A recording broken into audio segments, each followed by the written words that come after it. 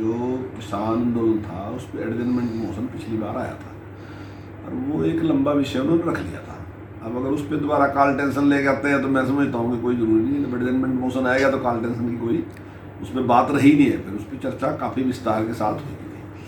और जहाँ तक जो 0 आवर है उसमें टाइम दिया गया और जिस प्रकार की बातें एक दो विधायक ने कही मैं समझता हूँ वो बिल्कुल सही नहीं थी, क्योंकि जिस प्रकार से कांग्रेस इसका समर्थन कर रही है मैं समझता हूँ बिल्कुल गलत है। लोकतंत्र को अगर चलाना तो ये जिस तरीके से आंदोलन चल रहा है ये लोकतंत्र के लिए खतरनाक है।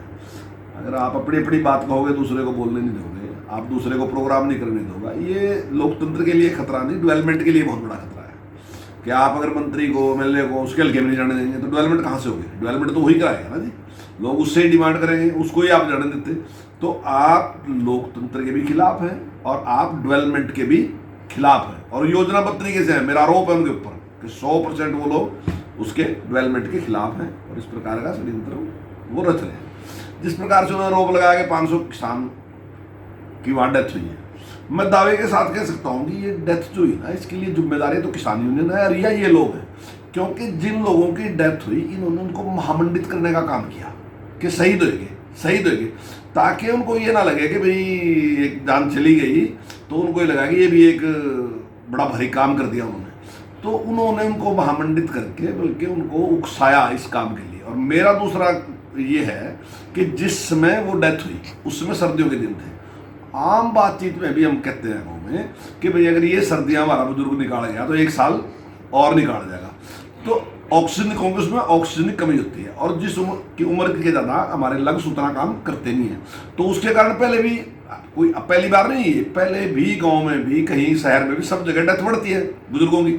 और ऐसे मौसम में हमने उन बुजुर्गों को जिनकी उम्र 60 साल है, 65 साल है, 70 साल है, 80 साल है, उनको बाहर सड़क पे लेके आएगी। जब हमें पता चल गया कि 4 लोग, 8 लोग, 10 लोग, 20 लोग की डेथ होगी तो निश्चित तौर से उसको विचार नहीं करना चाहिए था।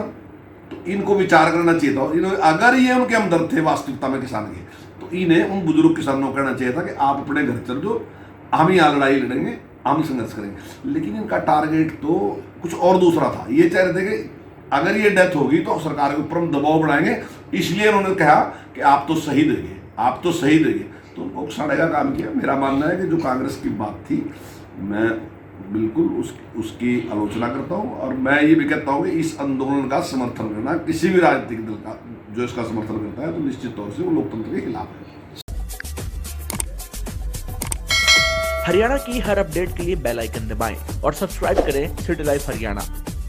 फेसबुक पर भी हरियाणा की हर अपडेट के लिए सिटी लाइव हरियाणा पेज को लाइक करें।